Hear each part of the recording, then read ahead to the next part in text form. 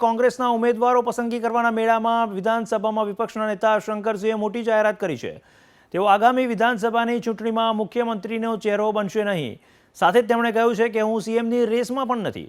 જોકે તેમણે એમ પણ કહ્યું છે કે તેઓ પરિણામની રાહ જુએ છે। અમદાવાદના જીએમડીસી ગ્રાઉન્ડ ખાતે આવી રહેલી વિધાનસભાની ચૂંટણીના ઉમેદવારોની પસંદગી કરવા માટે કોંગ્રેસનો આ કાર્યક્રમ ચાલી રહ્યો છે, જેમાં કોંગ્રેસે તમામ ટિકિટ વાંચકોને બોલાવ્યા છે। ત્યારે આ બેઠકમાં વર્તમાન ધારાસભ્યો હાજર નથી રહ્યા। તમારા બધાના મગજમાંથી કાઢી નાખો કે કોઈ સીએમની હરીફાઈ છે। બાપુ વિધાનસભાના પરિણામ સુધી હરીફાઈમાં છે, એના પછી હરીફાઈમાં નથી જોતું સીએમ કોણ મારે। બાપુ સીએમ જ છો।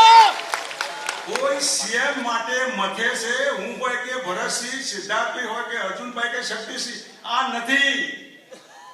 બહુમતી આવે પછીનો સવાલ છે ને એમાં હું મારી જાતને વિડ્રો